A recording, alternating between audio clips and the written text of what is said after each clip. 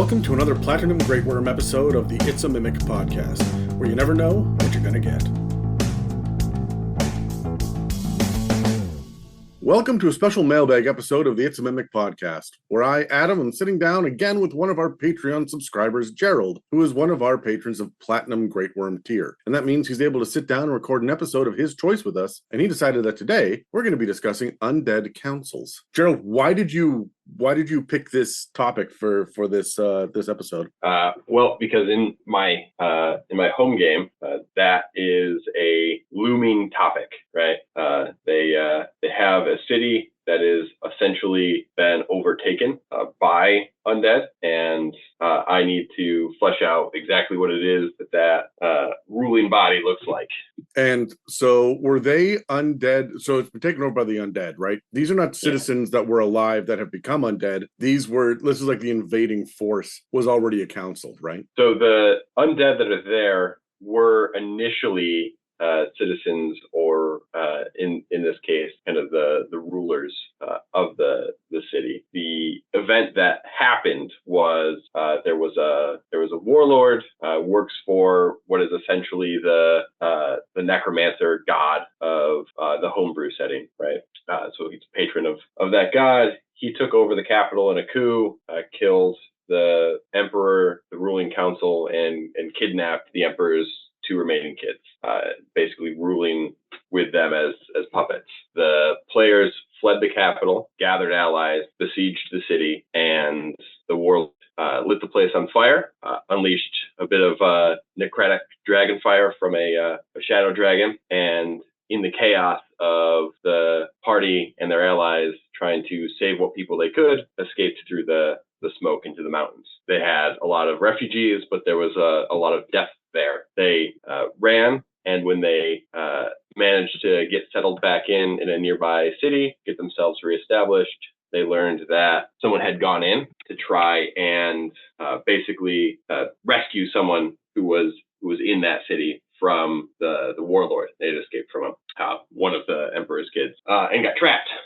surrounded by undead, and essentially besieged themselves, right? What they learn is that the dead emperor and his ruling council has come back as undead and are essentially seeking vengeance on the living. In practical terms, what happened is the traumatic event there cracked a hole into the ethereal plane, which is, in our setting, essentially the sinew that binds all of the planes together, the material with the two mirror planes, which is where the deity level creatures live and where most of the magic on the material flows in from. So this is pretty in-depth and involved. Do you have a solution to the undead problem? Is there already we know we need to get this artifact to banish them back to the ethereal plane? Like, do you have that sorted out, or you're just trying to flesh out the council? Or are you looking to be like, what do I do with it? So they have a couple of choices. We have most of that fleshed out in terms of what they can do and how they can interact with the portal. Whether it is kind of taking the city over and trying to use that portal, and dealing with the dangers that are inherent to that choice, or whether it's sealing that portal and looking for another way to take the fight to their current enemy. Okay. So you're looking to flesh out the council then? Yeah. All right. Before we get into it, I want to kind of cover for all the listeners kind of what the deal is with undead councils, because this is not the first time that I have heard the concept. I myself have used them in the past, and they exist in a couple of published materials already in 5th edition. So, but everyone's a little bit different. So let me kind of jump into a breakdown of what we're looking at here. The very first thing is, why would a person use an undead council? And this is kind of when we're homebrewing, these are the thoughts that we need to have in our head. But also when we pick up a book and it's got an undead council in it, we kind of need to know the purpose and the theme and the reason why this was added in the first place. And it's more than just, big, scary, undead stat blocks, right? The first thing is really, it's the vibes. Whoever the writer of it is, whether it's you or someone else that did a published module, then we're there for the vibes. We want to get that, not just spookiness, because you can get that with any single ghost, but with an overarching dread, something that is going to oppress the good times in the campaign and give a real sense of gravity. We're looking for the atmosphere of it being serious and heavy. And if you screw up, things are going to go very, very badly. You're dealing with something that's almost existential level, because you're dealing with not just one, but many powerful creatures that have kind of shrugged off the concept of death to stick around and not just haunt a place, but wield their agency over a place or a population, or sometimes it's items that they're protecting, right? But when we look at one of the best examples of this, it's when in media, in the Lord of the Rings, when Aragorn goes under the mountain and deals with all the undead there, and then like has to negotiate. The characters know, like, these are the heroes, but they know they're fucked, right? Like, if this goes sideways, you are in so much trouble. We get this vibe a little bit in Curse of Strahd as well, where when he invites, I mean, spoilers for Curse of Strahd, but I feel like we're like 10 years into it. I could say this now. Where he like invites everybody to dinner to just sit there and size them up. There is a sense, or there should be anyway, of overwhelming dread that you are being played with by someone who has far more power, and your survival will be entirely at their whim and will, right? And that's kind of where we deal with undead councils from as well. They should be so powerful that the players should be terrified of them. It's, the concept of, I can, defeat zombies, no problem. I can deal with ghosts and shadows and specters. Sure, yeah, whatever. Ghouls, fuck, that's all right. A vampire might be difficult, but an entire council, we're outnumbered as well. And there's something to be said for being outnumbered in Dungeons and Dragons by even equal, let alone more powerful creatures. It really dampens the mood of a lot of the players, and that's kind of what we're looking for here, right? We're looking for these players to stop being murder hobos, stop being heroes, and start actually like listening and picking up the plot and thinking, and ideally role playing. That's what we're looking for. That's one of the main reasons that we use an undead council, because even, I mean, you put a demi-lich up in front of everybody to start monologuing, they're going to take a swing mid-sentence. You put 12 in the room, they will stop and listen, right? And so when we look at an undead council, the last thing I want to talk about as far as their vibes go is the idea of the inevitability. If you have a single undead warlord, Strahd, Vecna, someone like that, a Sararak, they can be defeated, or at least toppled or stopped. An organization brings a different kind of challenge that has to be dealt with beyond simply combat. We have to get into the details of, well, if we just defeat one, will another, entity come up and replace them? Is that the deal here? If we defeat one, are the rest going to go absolutely berserk? We kind of get the same vibe a lot of the times with hag covens as well in D&D, and cults, where you can take on a cultist or two, but by the time that you get to the last room and there's 25 high-powered mages there, all wearing the same robes except for the one guy that leads everything. He's got a crown as well. Like, oh fuck, what are we doing? This got real serious really quickly, right? And so the best way a lot of the time is to go in and try to talk your way out, or come up with tactics beyond just straight roll initiative, where you are sending NPCs in to do this, or we have to accomplish 4 things at a time. I remember when I played Curse of Strahd and it was time to actually assault the Castle Ravenloft. We were level 8. You're supposed to be level like 11 or 12 in the campaign, and Strahd is like a CR 15. And we went in we'd spent the entire campaign getting everyone in Barovia on our side for like a huge freedom fighter issue. And we split the party up with people going into the catacombs, kind of like SEAL Team 6 style. We had my character was was being carried by were ravens, and we were dropping barrels of holy water into the courtyard to wipe out his army. We had people assaulting the front gates. The werewolves were trying to climb the back walls. Like, it was intense because we knew we couldn't go, 1v1 on Strahd, even with the Sun Sword. We just couldn't do it. That's the kind of mentality you have to have when it comes to an undead council. Like, straight on through the front gates is how you're going to lose. And that's a big, big factor. The other reason beside vibes that people are going to use an Undead Council, and I think the main reason that you are, Gerald, despite the fact that the vibes are cool and like you're excited to deal with these characters, these NPCs, and provide a challenge for the player characters, is you're trying to serve the plot, right? The plot is the ethereal plane is where the undead are, as they, are trying to, the souls are moving forward to the astral plane. And there are big questions being answered here. And I feel like, and correct me if I'm wrong on this, your undead council is going to have plot points. It's going to have information for the players to collect to, if not advance the story, at least understand the story better. Would you say that's accurate? Yeah, on a few levels, right? There's information there that was left behind. A number of the primary NPCs and some of their kind of geopolitical opponents right now in the current state of the collapsing empire, right, have information about them that is useful to the players. And that information is something that they're aware of. In addition to that, there's information about the warlord that escaped, and there's information about the world at large and how it exists in a broader sense than their current kind of narrow understanding based on, the very specific region that they live in. So would you say it's an area where they can unpack a lot of kind of broader plot items? Yeah. Would you say that your undead council is going to be more hostile or more neutral in plot point? Like, are they able to strike a deal to get through? Are they able to hold a conversation, hold court with them?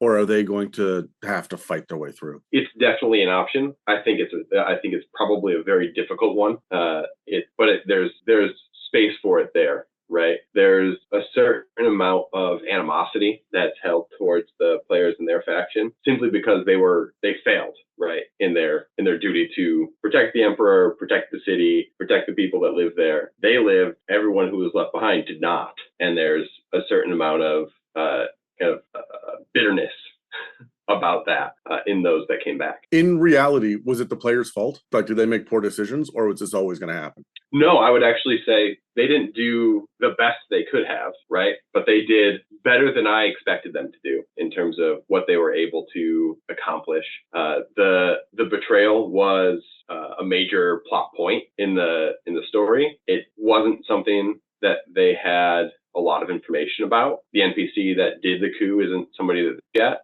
They had basically, chosen other elements to chase down. So they had avoided ever engaging or encountering him before. So it was all a very big surprise. And they managed to save a few NPCs that we expected to just not make it. But in order to save the whole city, it would have been something else entirely. I don't know that they would have been able to do it. So I guess my real question is, how, on a scale of 1 to 10, how butthurt are the players about this loss? Not terribly. Okay. I mean, so like from, when the from NPCs, a player standpoint, they're fine, right? The characters are very. So my question is, when the NPCs start getting bitter at them and start accusing them of shit, the players are not going to be feeling bad at the table. They're going to be able to roll with this and explore these ideas, right? Yeah. Okay. So this is the kind of thing that I'm talking about with like serving the plot, where your undead council almost sits, I mean, it's a conflict that you're going to set up here, but they sit as almost a neutral body, as opposed to like the grand antagonist of the, undead council that is, going to kill everyone in the world and bring, necromancy back from the green volcano, like all that big supervillain shit. That's not what we're talking about, right? It's a bit more of a realistic entity that has wants and goals and will negotiate. And so besides vibes, besides serving the plot, the other reason that I've seen Undead Council show up is just to answer questions about the afterlife and provide information about the setting of the world. This one I don't see quite as often, because when you have an Undead Council, you want to wield an Undead Council. But I myself have done that a couple of times where I've just had, it was vampires. I had just a shit ton of vampires in a city. And they invited the heroes in and said, hey, look, we're going to team up with you. We absolutely will. We're going to feed you all of this information. We're going to be on your side. We're not going to turn you or anything, because we need people walking out there in the daylight, and we have similar goals. And the players know by the end of the campaign, this will be a fight. But for now, we're working together, and we need to get information about what's going on in the afterlife, because that's the big question in my campaign. Is the goddess of death is essentially running amok, right? And where are all the souls going and that die, because the heavens and the afterlives are being destroyed one after another as the goddess of death is trying to destroy reality. So that was a big question for my table. And I had an undead council and a gala as well. We had a vampire ball, which most of my players absolutely loved. So there are a couple of undead councils that exist in the published materials, like I mentioned before. The first one is I'm going to go to Eberron because I love Eberron, and this is the Undying Court. This one is a little bit different because the elves there worship their ancestry, and so much so that they've got rituals and whatnot to still be in constant communication with the spirits of their dead ancestors. And they're not necessarily like allies, but they're not necessarily neutral either. They kind of exist in a place in between where they will guide and help, but they don't really have a stake in what's going on. And everyone else in Eberron is scared of these islands where the elves live, right? So I think I'm just gonna read out what I pulled off of the Eberron wiki, because I don't think I can make this any more succinct than it already is. So I'm going to quote this from the wiki directly. On the island continent of Arenal, the lines between life and death are blurred, and the living converse freely with the dead on a daily basis. The elves of Arenal offer their prayers not to distant gods, but to their individual and common ancestors. As many of these ancestors are long since deceased, their spirits act as guardians of their family lines to this day. Yet there are those dead who have not departed. These undying elves walk the streets as free as any living elf and are an integral part of Aranai society. These spirits and animated dead make up the Undying Court. These long dead elves act as counselors, protectors, warriors, and holy figures just to the elves of the island. With a long-reaching perspective rivaling that of even the greatest dragons, the Undying Court carefully directs the elves of Arenal through machinations that might take thousands of years to unfold.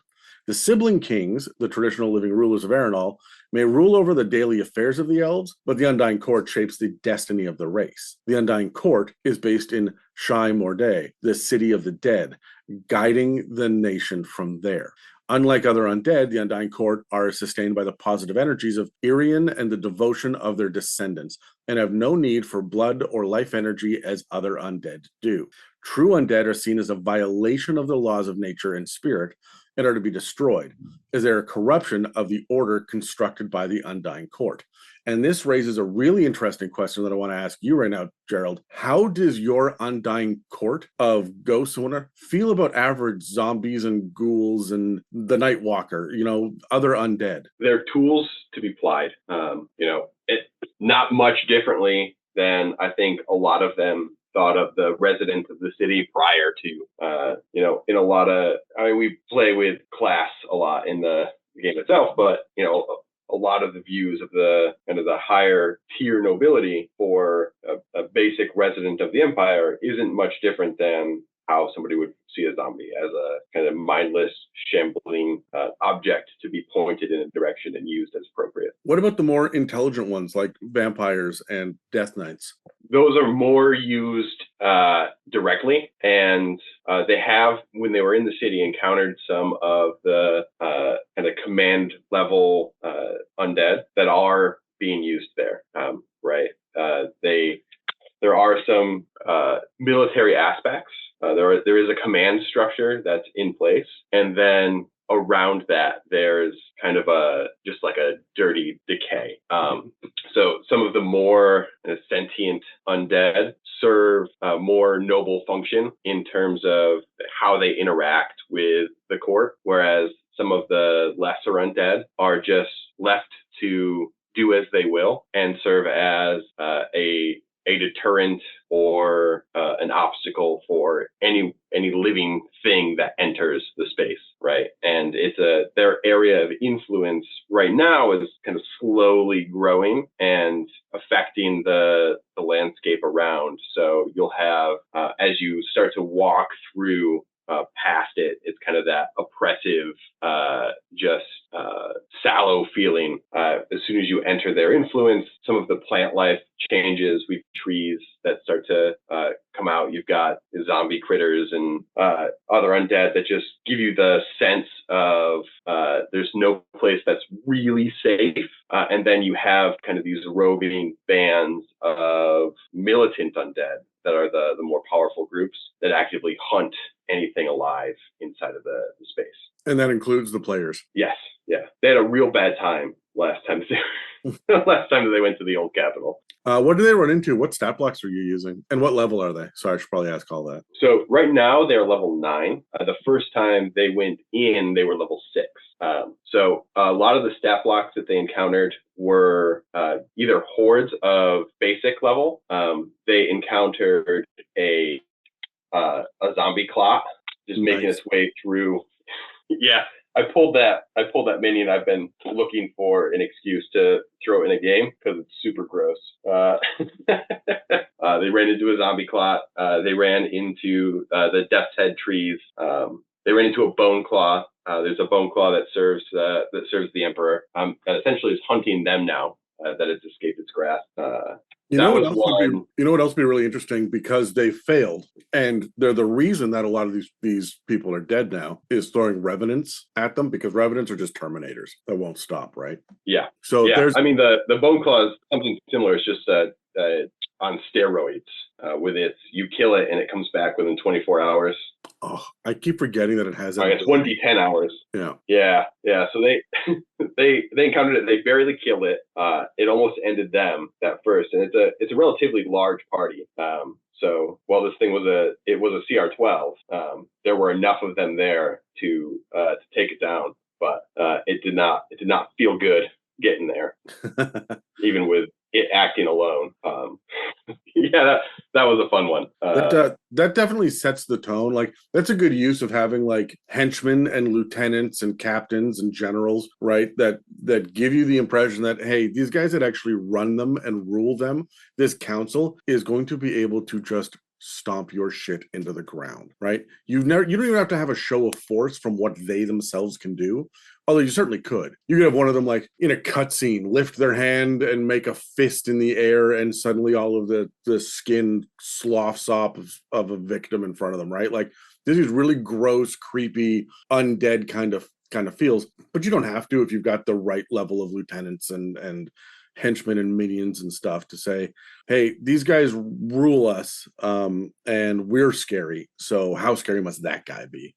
And that's one of the things that Dungeons & Dragons is really good about, is kind of implying that shit with some of the stat blocks when it comes to leaders and followers. I want to talk about stat blocks actually for a second. So 6 to 9 is most of them. Oh, yeah. Sorry, no, go ahead. What were you saying? I was going to say the CR for most of the lieutenants that they've encountered so far has been that 6 to 9 space. So I guess the 6 is really kind of the high level of the wandering undead, and that's like the gallows speaker and the zombie clot that they encountered just kind of moving through the area that it's influenced. And then the bone claw, they ran into an eye of fear and flame, sword nice. wraith. Yeah, that's a deep cut too. That's out of the Fiendish Folio, isn't it?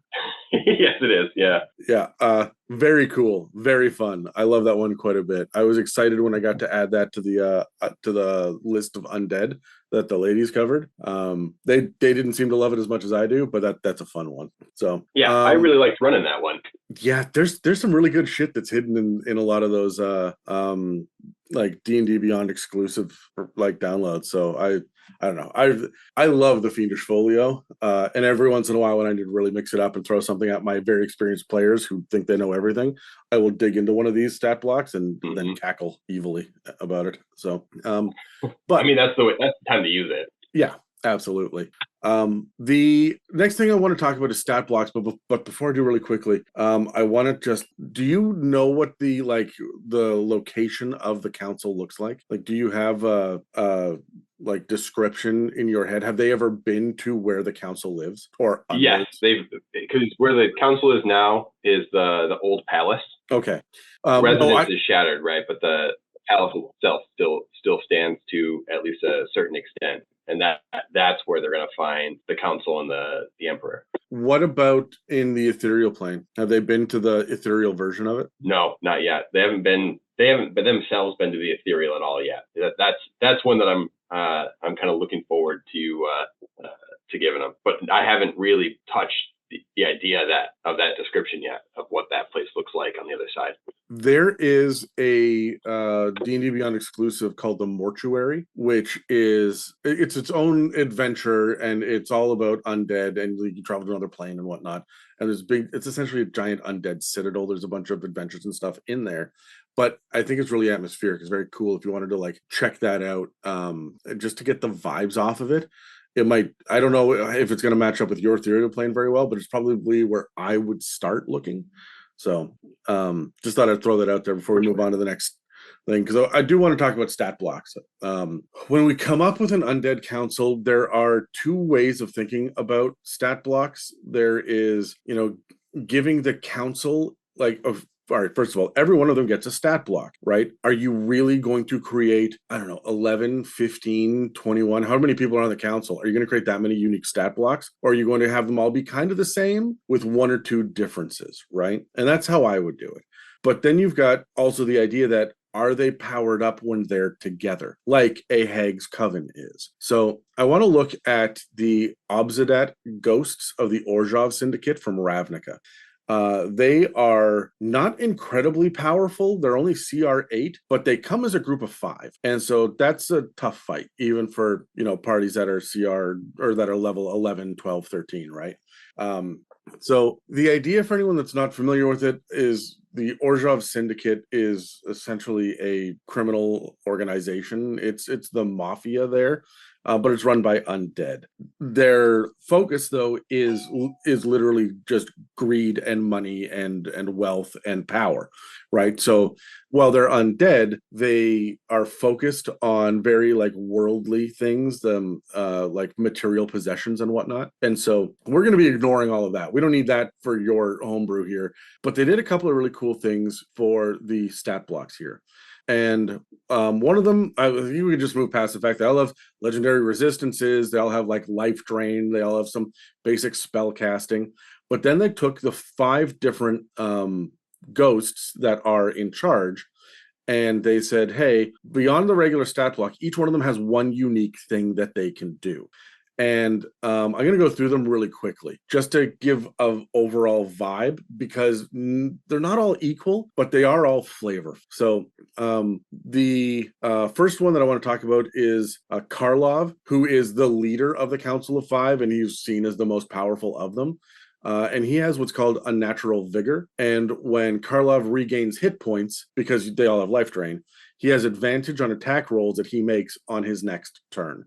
So that's something that's pretty simple and straightforward. We would see on something like a Bone Claw. But when you have the leader of the council that's able to power up consistently and who wants to get into the mix and fight, that's a very different vibe than the shrouded shadows that sit on the perimeter of the room and watch their minions fight, right? Karlov gets into it. He mixes it up. The next one is Enazescu. I'm going to do my best with some of these names. I get the impression that each one of them, by the way, represents a kind of different culture in the real world. Karlov is a very Russian or Eastern European feel to it, but Enazescu is almost like a Japanese feeling name. So he's got an enfeebling ray.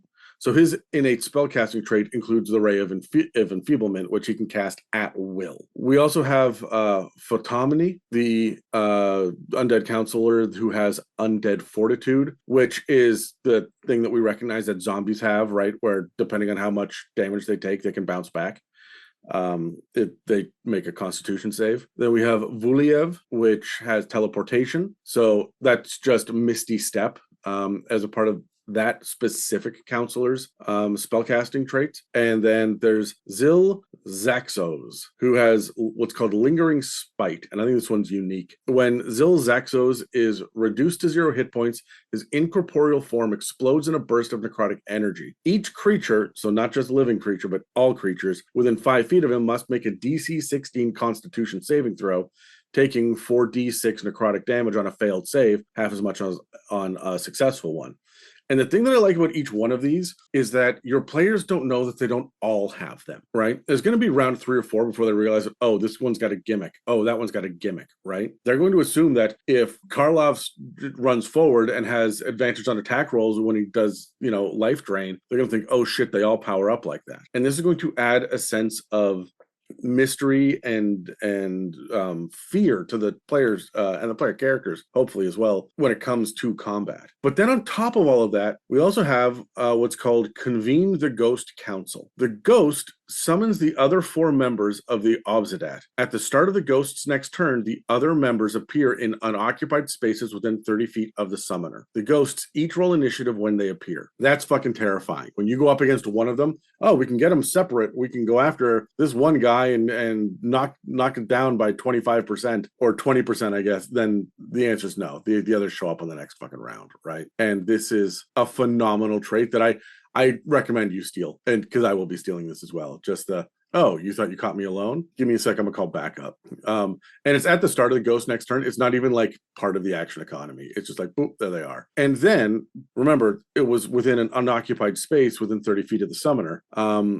If the 5 Obsidat ghosts are all within 30 feet of each other, they can collectively take 3 legendary actions, choosing from the options below. And these are really fucking cool. The first one I want to cover is when it costs all 3 actions, and that's when they summon indentured spirits, which are a unique undead stat block, right, from Ravnica.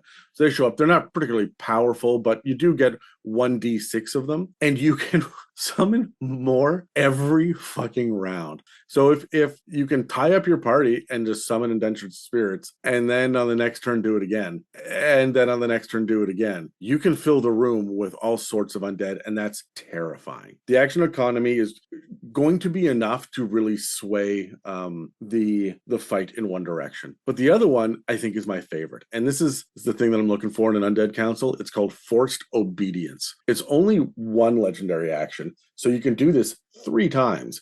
But a target that all of the Obsidat ghosts can see must succeed on a DC 16 Wisdom saving throw or bow until the end of its next turn. Until the bow ends, the target can't take actions or reactions, and its speed is 0, and it cannot be increased, which means you're stuck with maybe the bonus action that you have, and there's not a fuck of a lot you can do with just a bonus action. Oh, no, wait, that's one of the rules here that we just recently learned. If something takes away your action, it also takes away your bonus action. So there you go. You get nothing. Yeah. It just removes your turn from initiative. You get nothing. Yeah, until the end of your next reaction. Turn. That's brutal. It incaps you essentially, right? Yeah, and you got to do it potentially. You just don't get the extra negatives on it. That's harsh. Mm-hmm. Yep. And so that's it. That's like, and you got to save on that 3 fucking times, right? Because they can do it after, like, they have 3 legendary actions, and if they don't blow the indentured spirits ones, why wouldn't they do this? Just pulling people out of combat over and over and over again.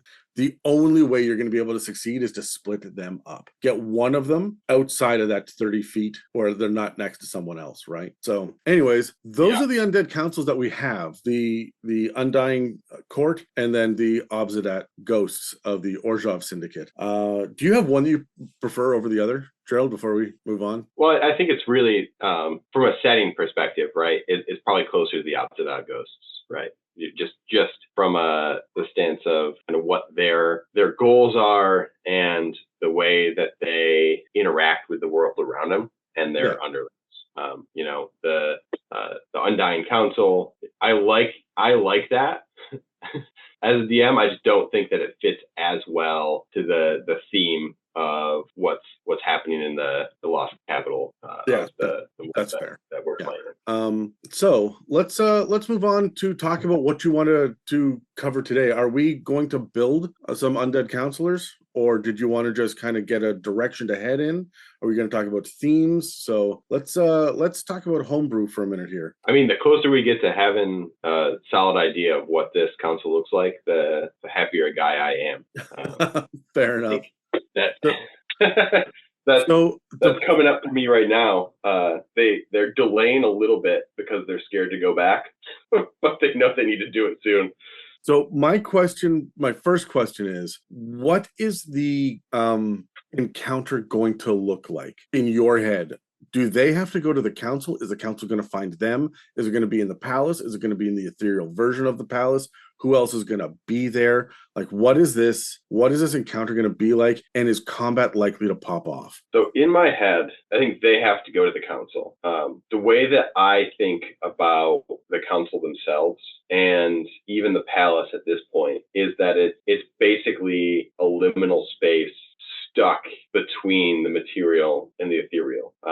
And the council and the emperor are happy to be there, control everything within the area of effect that they have on the material, and not put themselves in any risk of losing this new chance to hold sway or power over what is left of their empire rather.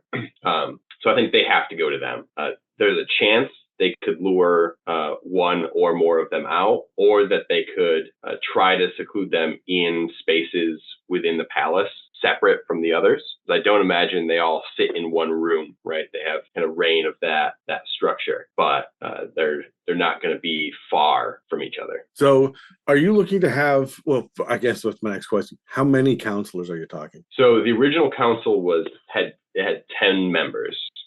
There wasn't a big distinction between them. They didn't really get to know any one of those counselors.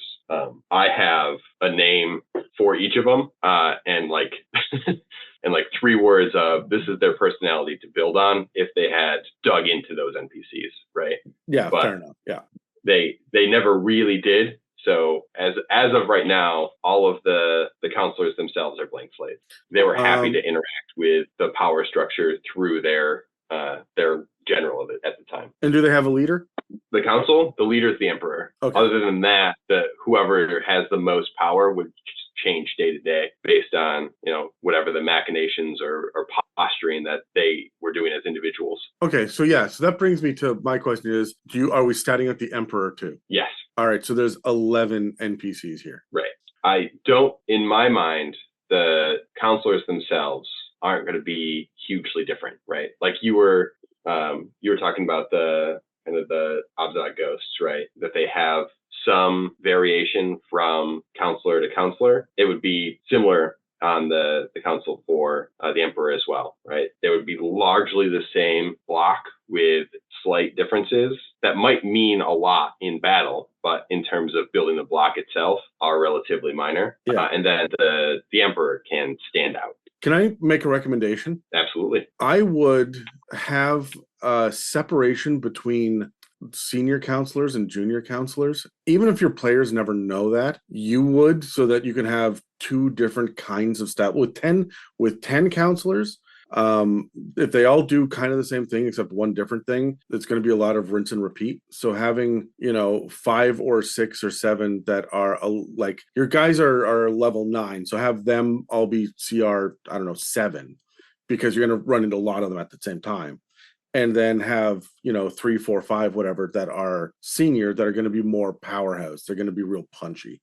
And that way, and then you have the emperor on top of that, who's going to be way more powerful, right? Just to give it a little bit of variety and give you an excuse to bring them in waves if things are getting a little fucky, right? Yeah. The other thing that I have a complaint about with... it almost certainly will, right? Almost certainly, yeah. But the other thing that I think it's just a little bit fucky is I love all of the things about if they're all within 30 feet of each other, they can collectively take 3 legendary actions. That falls the fuck apart the moment one of them dies. Now none of them get any of the legendary actions anymore. Which, if you're going to have like group benefits, I might have it be like if any 4 counselors are together, any 4, then they can add this or that to their spell list. Do you know what I mean? Yeah.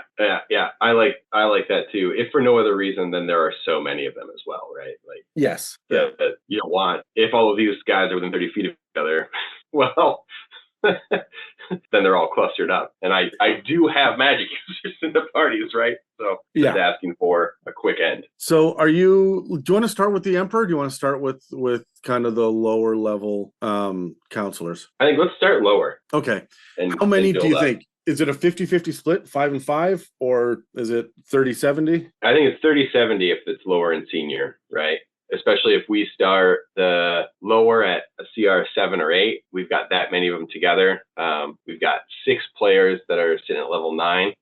Depending on what their power range is at that CR 7, 8 range, that alone could be a bit of a challenge, especially when you start to say, well, we're also going to add in, a couple of 3 9 10s, and then you've got another encounter with an emperor coming up. Even if you start separating them, you're still going to talk about burning lots of resources to get through it. Yeah. And are your counselors incorporeal, or do they have physical bodies? That's one that I've been waffling on a lot. Though I think incorporeal's better. Yeah. Yeah. I do think that the emperor probably clings to his mortal remains a little bit harder. I mean, that makes perfect sense. I am just digging through Volo's and Mordenkainen's Tome of Foes right now to see if there's anything that really sticks out to me as a base stat block that we could grab. That's at CR 8. And so far, nothing in either. I'm trying to think, because I don't want to just use the opposite Ghost unless you're comfortable taking that shortcut immediately.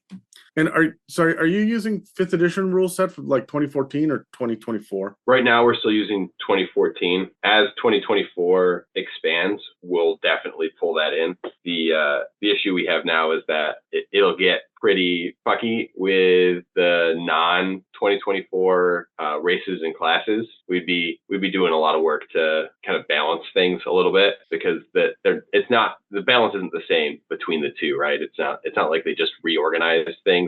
They added stuff. They powered things up. Everybody but Paladin right got powered up a little bit. So I am looking through. I'm looking through the Eve of Ruin right now, the Vecna book, to see what else is there. I don't see a whole lot of the Haints are 7. They're ghosty. Ooh, yeah. Didn't even occur to me to look at Van Richten's. I probably should have started there. Because I absolutely freaking love the Haints. Sorry, I love that. I love that step. The listening to one of the Undead episodes turned me on to them. Yeah, there was a lot of fun there. The ladies did such a good freaking job.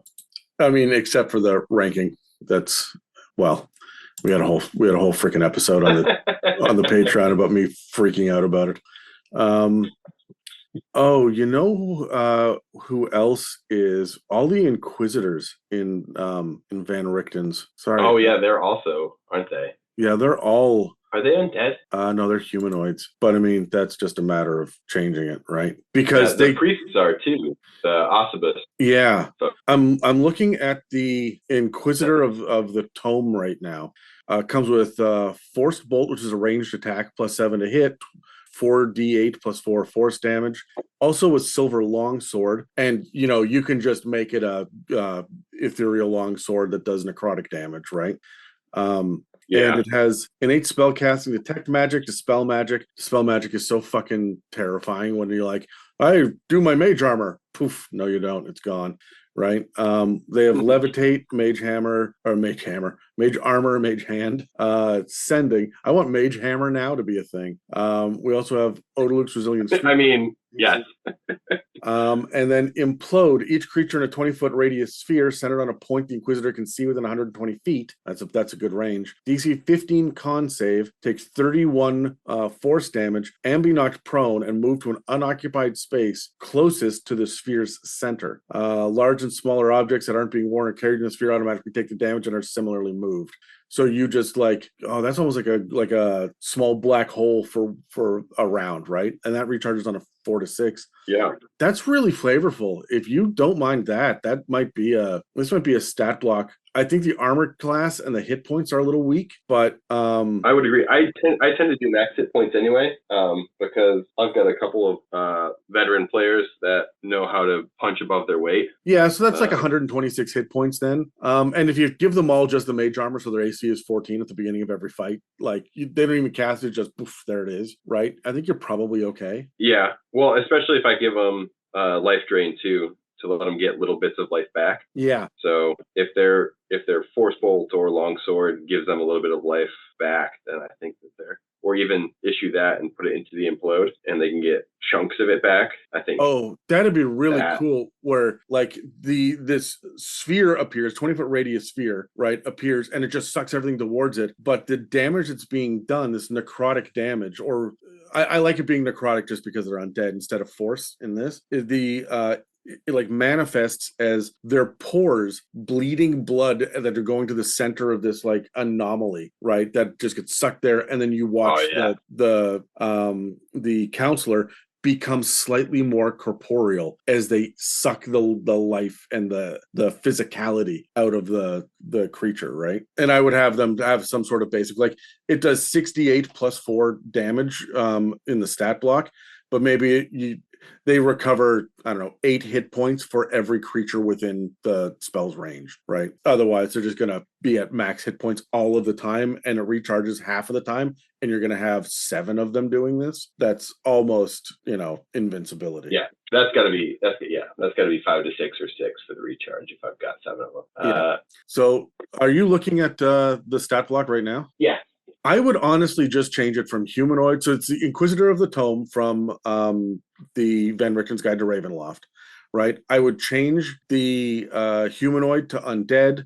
I would I would ignore mage armor altogether and just give them an AC of 14, right? Because we want to be a little bit beefier. This is going to kind of up them to a CR 9 if we're going to give the extra hit points and the extra AC. But we can get rid of a lot of the stuff. Like we're never going to use the skills. I like the condition immunities of being immune to charmed and frightened, but they're undead. So I would also add or they're incorporeal. So I might say they're immune to being prone as well. True sight is good and scary. Telepathy is fun, right? And then I'm fine with the spell list the way it is. I don't think that's where we're going to focus. It'll be implode, force bolt, and then the silver longsword, right? They also have the reaction, telekinetic deflection. In response to being hit by an attack roll, the Inquisitor increases the AC by 4 against the attack. If it causes it to miss, the attacker is hit by the attack instead. I think if we're raising the AC and the hit points, we don't need to add that. That's a little intense, but maybe we save that for the Emperor. Oh, I like that. All right. You don't need that. Are you taking notes on this? Because I'm babbling away here. Yes.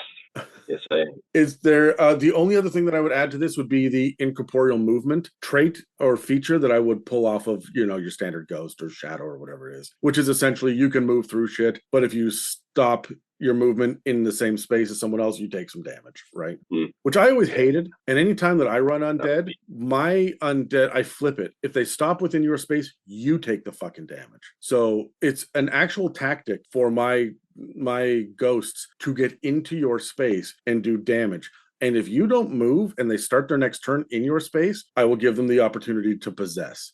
It shouldn't be damage. Well, I wouldn't make it physical damage, like force damage, but psychic damage. You can hear like their thoughts or feel their pain, like almost like the oh god, what the fuck is that name? The name of that elf in Strahd that you can hear the screams of all its victims. Oh yeah. When you're near him, yeah, almost like that. So if you're in the same space as the ghost, you hear that and you just take a D6 psychic. I always had it where it's incorporeal. It should be able to.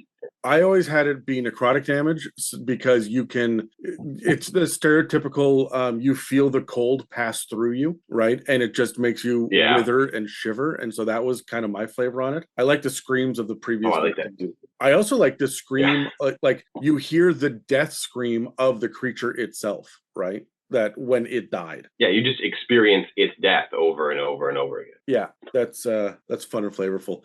Is there anything else that you wanted to add to the like junior members? No, I think we're good on that. I'm just gonna make a note here okay. Good. I don't want to get too elaborate on this one. No, it doesn't need to be that intense because ultimately they're going to essentially be minions, right? Right. I mean, super fucking powerful minions, but I think that your notes of like, this is this one's name and this is their details about them is probably enough. I wouldn't really need to flesh that out, because the wonderful thing about having a higher echelon and a lower echelon of counselors is that the higher echelon are going to be the ones that talk. They're going to be the ones that interact more. And the lower echelon can essentially just be imposing presence that can fight if necessary, right? And with that in mind, you don't really have to flesh out those NPCs. You only have to worry about the Emperor and then the three, mouthpieces for the council. And then you can choose which three off your list of 10 fit that best, right? This one is going to want to talk. This one's going to want to talk, and then maybe flesh out one of the lesser ones in case, like one of the junior counselors, just in case the party wants to be like, can we get that one on our side, or can we ask this one a question? Sure, like why not? I've got that semi prepped, right? But it cuts down on a lot of the heavy lifting for you as a dungeon master. I always want just enough that I won't panic when I have to improvise it. Right. Sorry, I'm scrolling around on D&D Beyond because I have access to most of the books on here, trying to find some. What's the next CR rating that you want to go for the senior counselors? I think the 9-10 rating to strike for the next one. That'll be heavy. 9 to 10 range.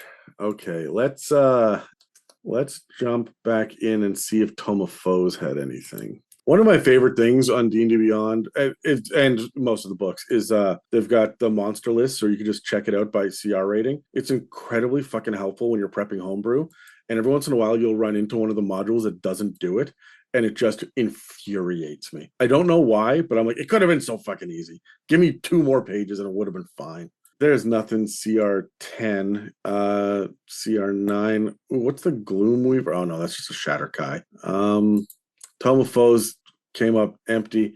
I know there's nothing much at that level in Volos. I mean, too bad I already used the Eye of Fear and Flame. Yeah, that would have been good.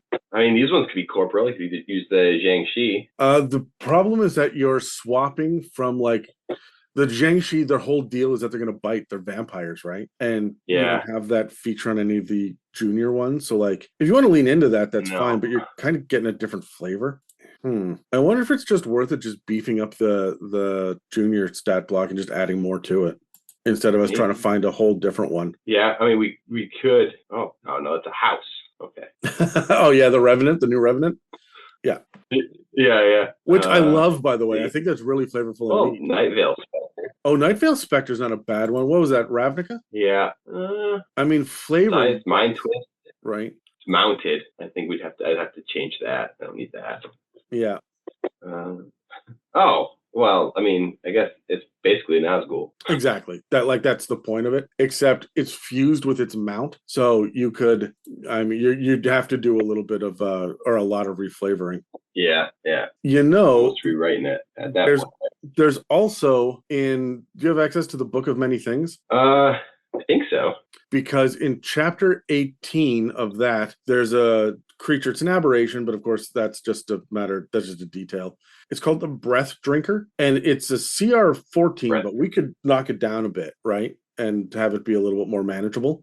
Or just use, if you always go with max hit points, because you have a large party, then you could just use average hit points and kind of run this as is. I like this because it comes with a bunch of immunities. I would add Charmed and Frightened to the condition immunities, but it's already incorporeal, which reminds me that we didn't add immune to being grappled or restrained to the other one, which we should probably add. Oh, that's a good one to add to the other one, huh? Yeah. But it's got something called Enervating Claw, which does, 2d6 plus 5 necrotic damage.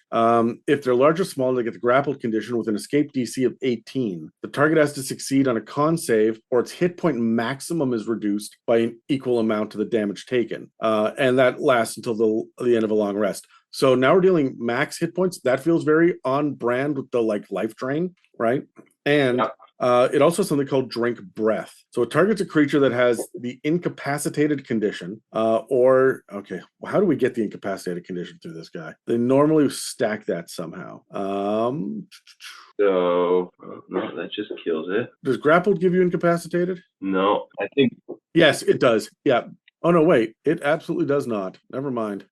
Yeah, I think this is just if it brings somebody down, and it hits hard enough that it could. The target has to make a DC 18 charisma save. On a failed save, they take 8d8 necrotic damage, and the charisma score is reduced by 1d6. Jesus, that's deadly. This reduction lasts until end of a short rest, short or long. If this reduces the target's charisma to 0, target dies. Until the breath drinker dies, the dead target can't be returned to life by any means, short of divine intervention. But if you kill it, then I guess it releases your breath back into the world. So that's fun. The breath drinker regains the number of hit points equal to the necrotic damage dealt. And the best part is they also have radiant absorption. So when the breath drinker is subjected to radiant damage, it takes no damage and instead regains a number of hit points equal to the radiant damage dealt, which you guys are going to come swinging with radiant damage, right? Well, especially after the minor ones do a bunch of necrotic. Yeah, and it is. Oh, I do like this a lot. I think I want to drop the DCs from 18 to 16. Yeah, I would also I would leave the damage for the enervating claw because it makes 2 attacks, and it can also use drink breath. I might make it, or it can use drink breath because that's a fuck of a round, right? So if it's or, I would add probably an ability for it to summon something, whether it's an aura or an ability of some kind to produce the incapacitated condition. I don't even think you need to do that. I think the only thing you need to do is change the grappled condition to incapacitated condition with the enervating claw. Even better. Yeah, that makes sense. And you can flavor that as the the smoke, the wispiness of this incorporeal being just like wraps around you and gets into your ears and nose and mouth and eyes, and it just like it's taking away your ability to interact with the world. It's sapping your energy, right? Right. So, or you just put it onto the claw effect. Like that's just something that happens. You are incapacitated because you got hit by one of these enervating claws. I like that a bunch. Let me see. It's got damage vulnerability to necrotic, which your players are not going to pick up on. That's wild, right? But it has acid resistance and cold, fire, lightning, thunder, bludgeoning, piercing, and slashing from non-magical attacks, and poison and radiant that's immune to. So what do you have? You have magic, piercing, slashing, and bludgeoning, which I assume your guys have at level 9. They've all got a magic item at this point, a magic weapon. Yeah, they sure do. And that leaves most of them have. What is that? Like exalted? Is that the? Oh yeah. Whatever. Yeah. They level up. Yeah, that's cool. But what does that leave us with? That leaves us with psychic and force, and then the magic items, the physical magic items. So magic is actually going to be pretty fucking weak against this guy because it's all going to be at resistance or immune to the radiant. The first guiding bolt that it like heals from is going to make them panic. Yeah. Yeah. Also, it's not worth nothing to point out the fact that the fly is 60 feet. These things fucking move. Yeah, they move and they can do some invisible. Yeah, and this is really interesting as well because there's no ranged attack. So they've got to turn invisible and then move, and like they're going to be moving around the players. So the players will still get opportunity attacks if your breath drinker, if your senior counselor is not like careful, but it would be at disadvantage because of the invisibility condition, right? So you could almost have them... Right, and they don't lose invisibility for being hit. So even if they go invisible, fly 20 feet in the air, right? Yeah, that's true too. Nobody's going to find them. They could just go up, right? That's a good point as well. All right, now before we get to the Emperor, is there anything that you want to add to these stat blocks if there's groups of these guys together, like if there's 4 of them? Or do we think the stat blocks are deadly enough on their own? Well, I think the breast drinker is pretty deadly. Right. I think the lesser counselors, when we think about those, they are scary enough that they're going to draw resources, and that's what I want out of a fight from those. Yeah. I want them to feel like they need to use their resources on them, but I don't necessarily want to put them in danger of a wipe at that point. I think that the lesser counselors are going to give that to us. The breath drinkers, they're going to have to use more of their resources or die, because that's an actual deadly encounter. And if they choose to fight their way through this, I do want it to be tough. I think we're there. So I've got a couple of things that I would do to make this feel really like tough and interesting. And one is I would absolutely give the ability to just summon all of the counselors to you, like within 60 feet, right? Or like within maybe a 30-foot radius. So that when the players, attack one on the next round, everybody else shows up, right? And that's scary. I also might add, if they are summoned like that, there will be a fearful presence or something, a frightening presence, right? So that everybody's got to save against a fear effect, right? Yeah. And then I would have the breath drinkers, like your senior counselors, not engage. Just watch, and like with their dark robes that are like kind of wispy and ethereal and whatnot, and just watch, not doing anything, and maybe monologuing a little bit on their turn. They will monologue or taunt or give you should give up now, and force a DC, and maybe a DC that's relatively low, like a save that's low, for like I just love that bow, right? The forced obedience that the Ghost Council had, right? But instead of a DC 16 wisdom save, I'd make it a DC 8 so that your players are not pulled out of combat over and over and over again when they're outnumbered by scary things. But someone will fail once, fuck that up, and go, oh shit, I'm forced to bow. And then I think that the moment that the senior counselor gets triggered and comes into the fight is when, I don't know, 50% of the junior counselors have died. So you've got 7. If 4 of them go down, then the first breath drinker or the first senior counselor enters. When the next one goes down, the next senior counselor, and just like one at a time they join, so that they can come in at waves. And killing one of the little ones is not a great idea.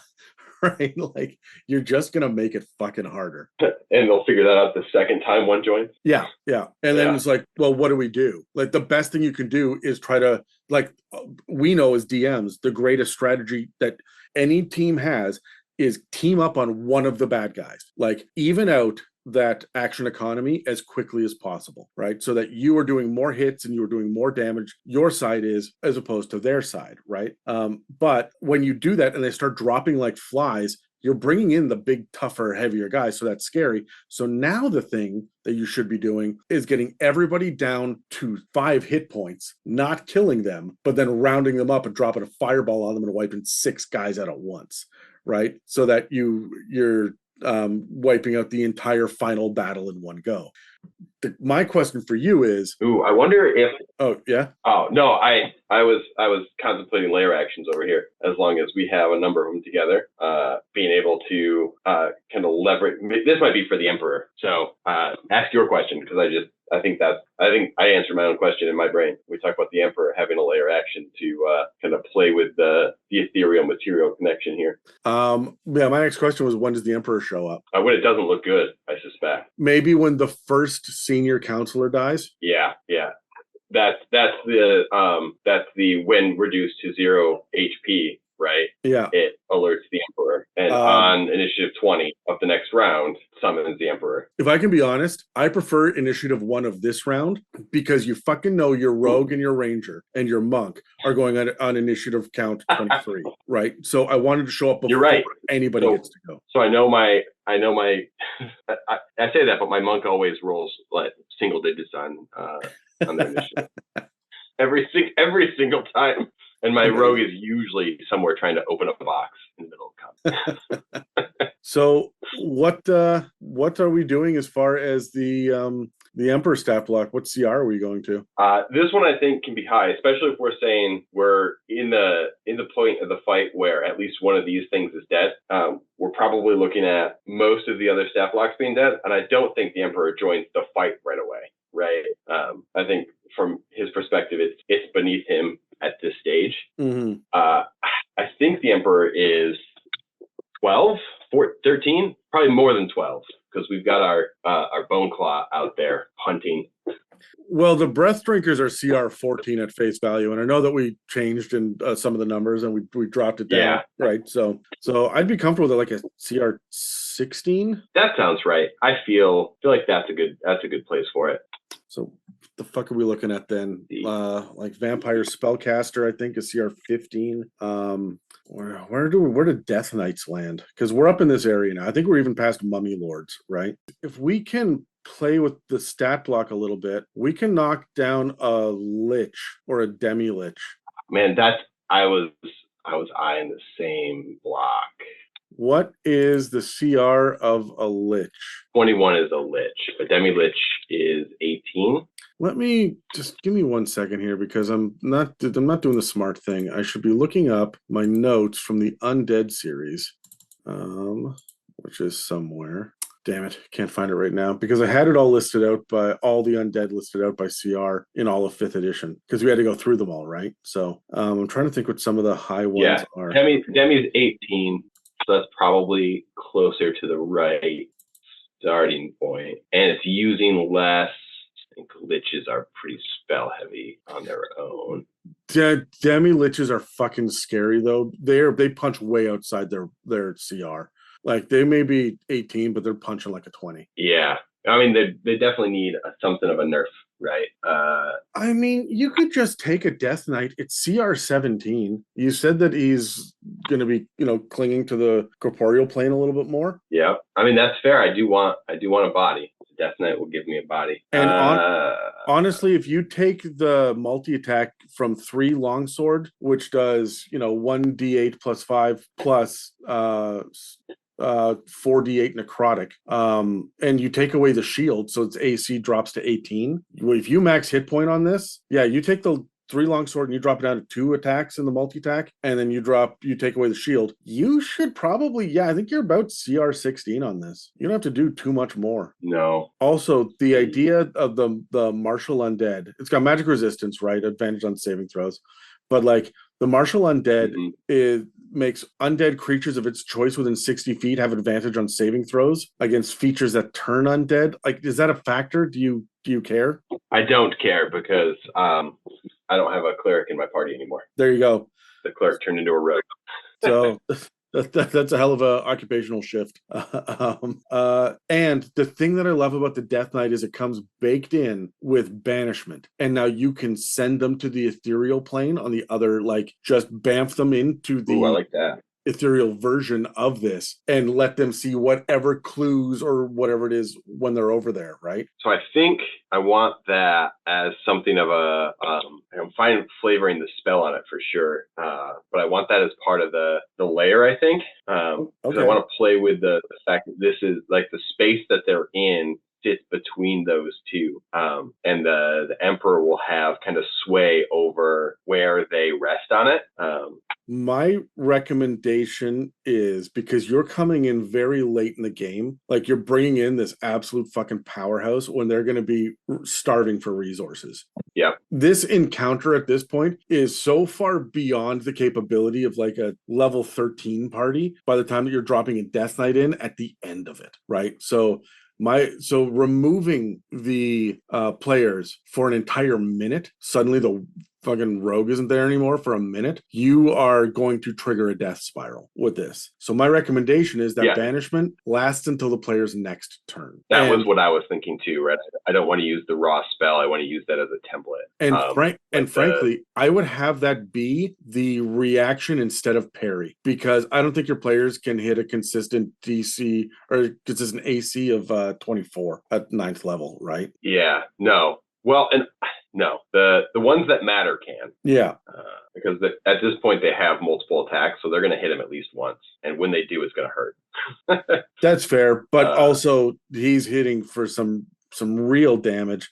Plus, between command, hold person, destructive wave, like there's some real nasty spells in here to shift the tide. Like he doesn't even have to get into combat. He can sit back with command and hold person and banishment, like that feature. Well, all of the counselors are mixing it up, right? You can just stand back with 100% of his hit points and wait. Yeah. So one of the things I want to do, I think, is play around with what the spell stuff is, and give him more flavor and let kind of the abilities. That's why I was leaning in a little bit more to give him some layer actions, giving him some legendary actions that let him manipulate the space, and let the kind of the flavor of the battle be influenced by by him when he's sitting on the outside, right? As opposed to doing like big damage stuff. I I don't need him coming in and doing 60 damage with a longsword attack and a level 3 stagger or level 4 staggering smite, right? Exactly. But in the middle of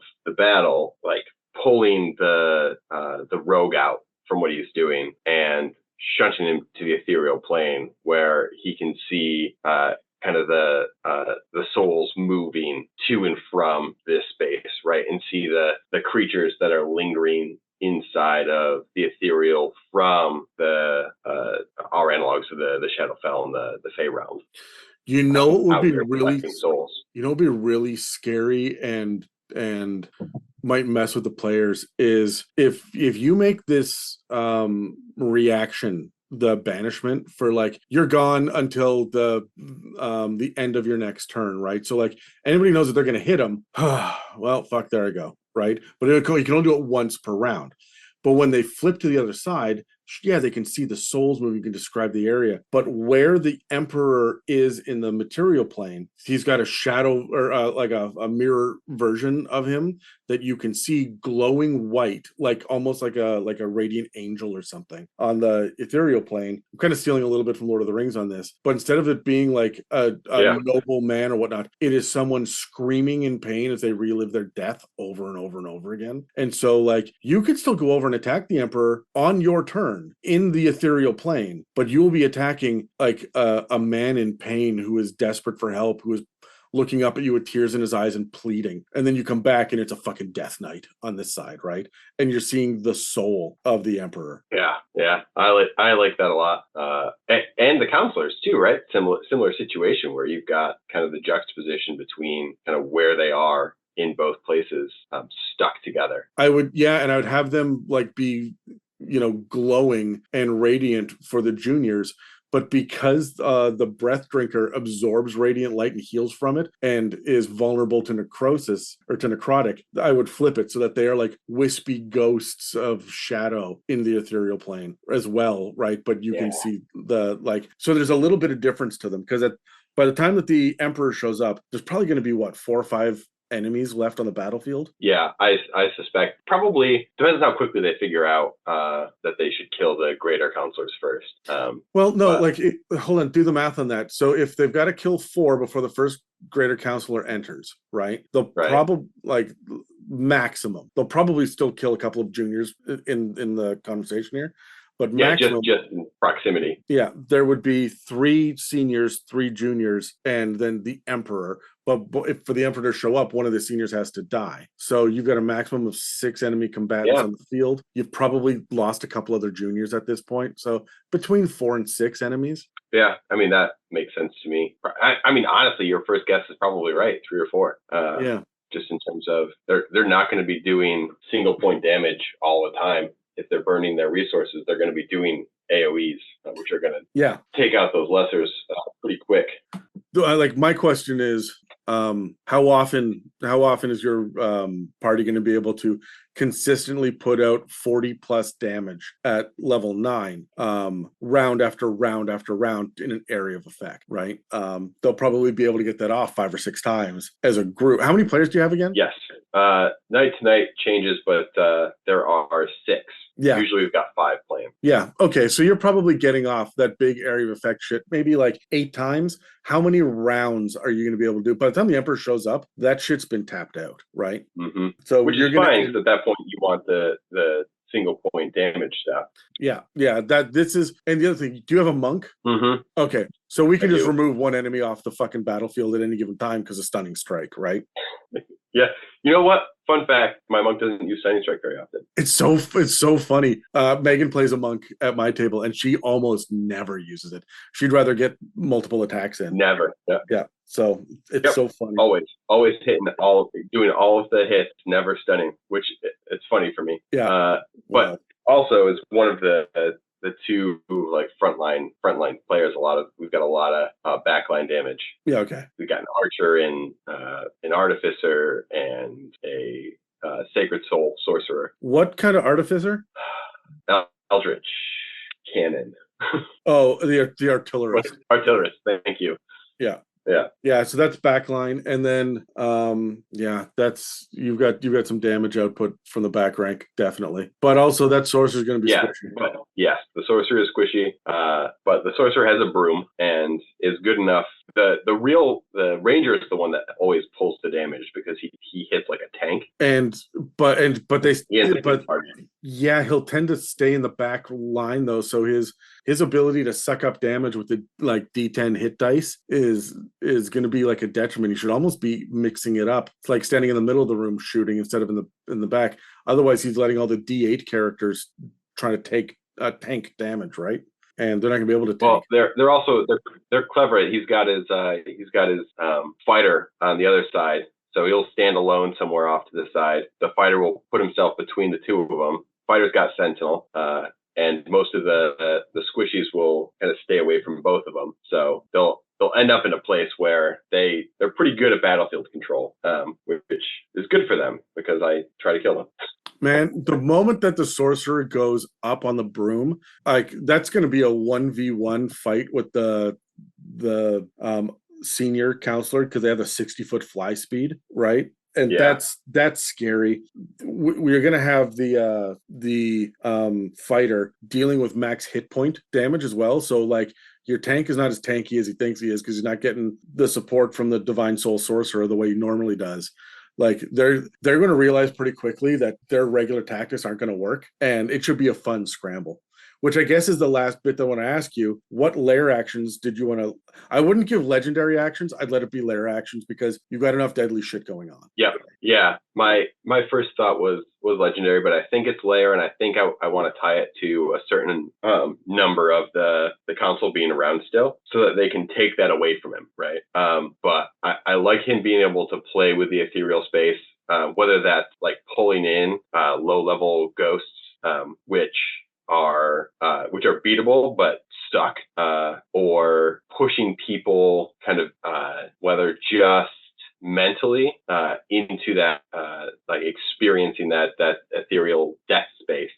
Yeah, I really like that. Maybe I think that's a better lair action than a reaction is shunting them off to see the other like one person has to make a decently high save and then get like shunted until the end of the next turn. They can still interact with that world and maybe they can still attack the others.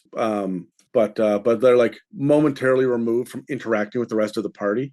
So if that happens to the healer, that's a problem. If it happens to your big damage output, like that's a problem. Maybe all damage in the ethereal plane is halved, just so that it's still a negative thing to be there, but you can still be kind of effective, right? Yeah, you can still do something as long as you can bring yourself to hit someone who's sitting on the ground and crying. Yeah, exactly. Like this might get a little dark, but it's an undead council. It should be dark. I mean, the good news is I've been playing with these folks for a long time, so. The other two things that I would recommend for the ethereal plane, look, the ethereal vibes of your undead council would be kind of like the like a fog cloud as a legendary action, or even darkness, just to like fuck the battlefield up a little bit for a round. Yeah. And then the other one that I have used in the past, I haven't used it in years. My players have forgot that I have this, and I'm excited to use it when they go up against my version of Vecna, is the ability to turn the ground momentarily incorporeal and then re-solidify it. So there's going to be a dex save as you drop down 1.5 feet. You take no damage, but then it immediately re-solidifies and you are stuck. And it's a strength save as your action to pull yourself free of the ground. So just stone into shadow or stone into mist, and then suddenly, bam, it's back again. Ooh, I like that. That's not crippling because you've got a lot of back row fighters or damage dealers, right? So there's a lot of range, but it's scary when you realize, oh shit, I can't move. That's psychological warfare on your players. Yeah.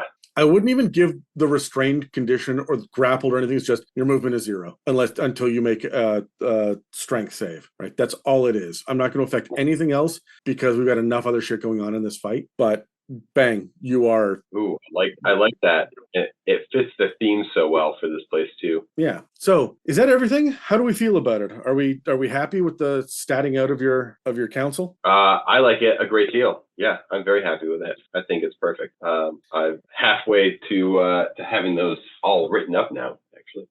Yeah, it's so much Just the notes I've easier. taken from it. It's so much easier to just adapt a stat block that already exists and then just reflavor it, right? That's what I prefer to do. 10 out of 10 times. Yeah. Coming up with one just row is usually, I mean, because there are so many monsters out there that they've put together. Yeah.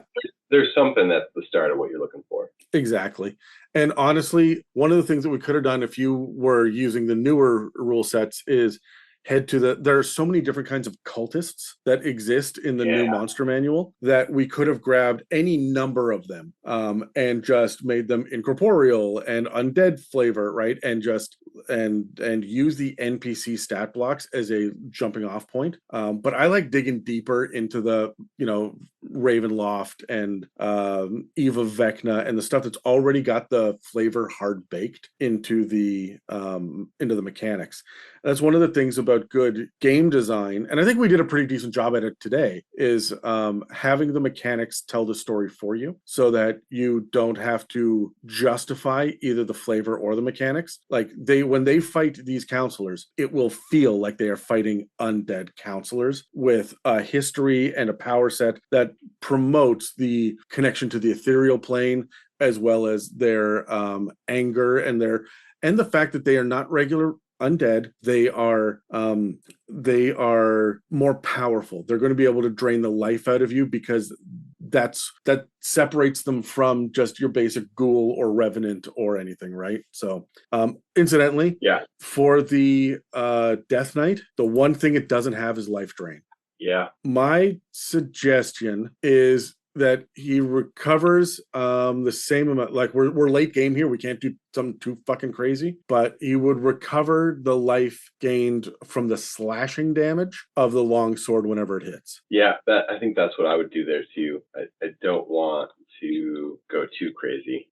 And because we got rid of the shield, we dropped the AC down to 18, but that means he gets to use a longsword with two hands. So that's a 1d10 plus 5. So that's 10 that he would get on each hit. And if we only have 2 that he's got now, then it would be maximum 20, or sorry, an average of 20 hit points and a maximum of 30 that could be regained. That's powerful enough, right? Yeah, it doesn't need to be more than that. No.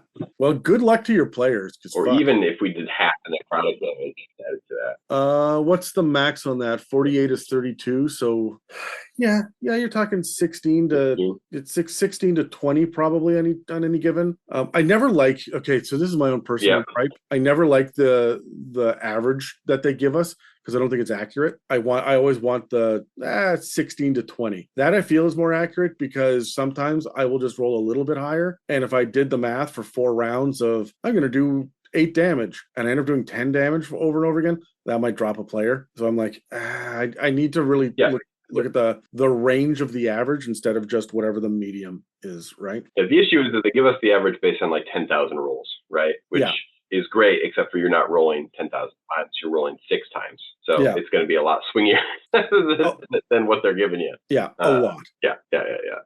The nice part about rolling multiple dice is that tends to hew closer to the average. Yes. So it should swing a little bit less.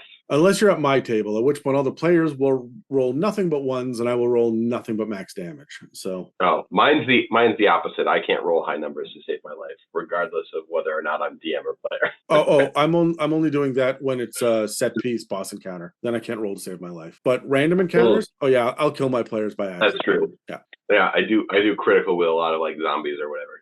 Yeah. It's like, you're just trying to fight this random thug on the street. Okay, the CR2 guy just critted you. Oops.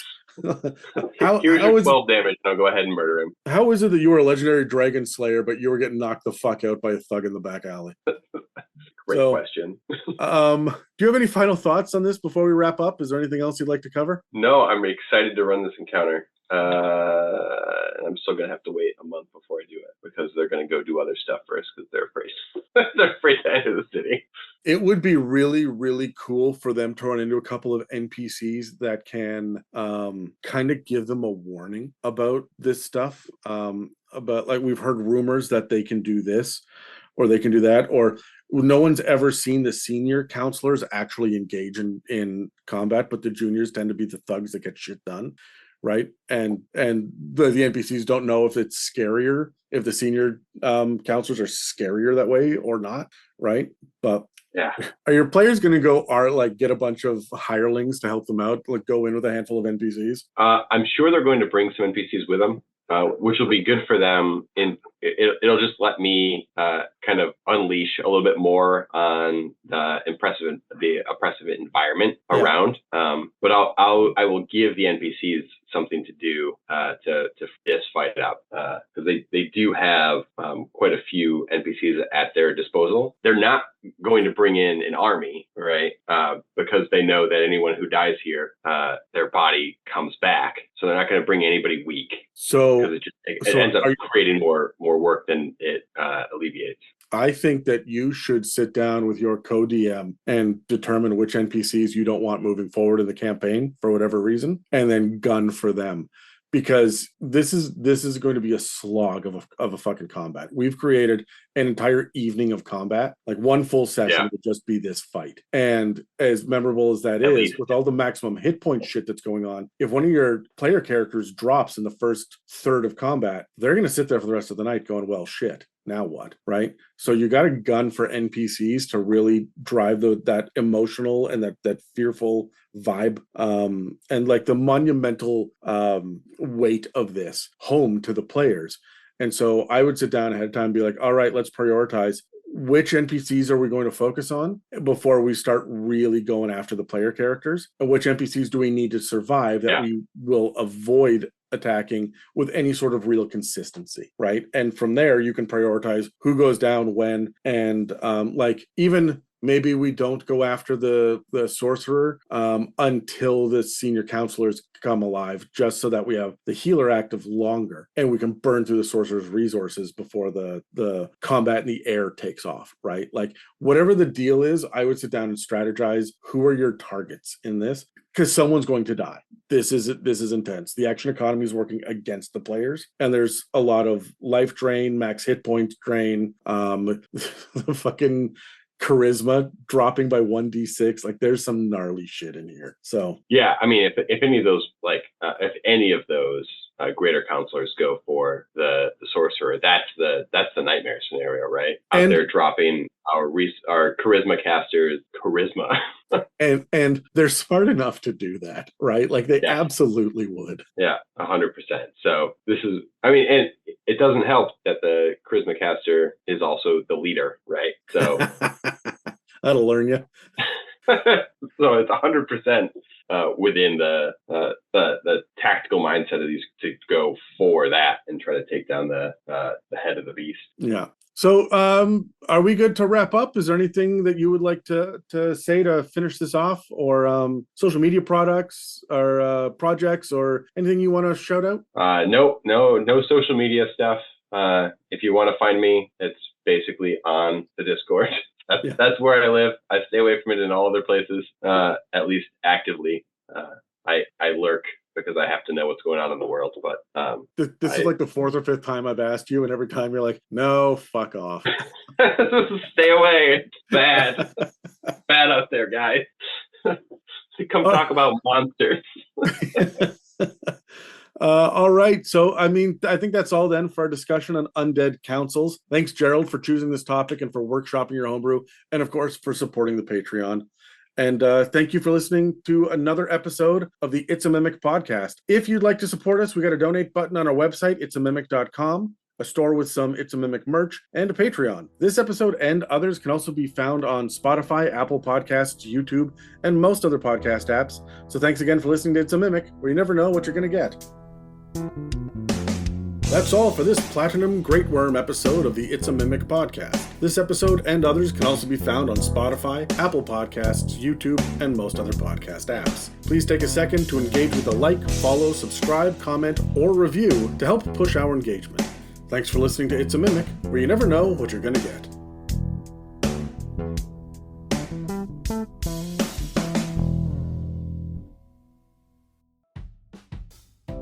If you'd like to support us, we have a store with some merch and a donate button on our website, itsamimic.com. You can also head to itsamimic.com to find a comprehensive episode guide and more information about the show. We do have a Patreon, which not only offers access to our exclusive Discord server, but also hosts over 100 episodes, including a variety of bonus episodes covering topics like 5th edition book reviews and the campaign builder, spells and gods, fae, homebrew inspiration, and even the Blood War. If you'd like to submit any mailbag questions, please reach out to us through any of the social media links in the show notes of this episode, or send us an email at info@itsamimic.com. This has been an episode of It's a Mimic, where you never know what you're going to get.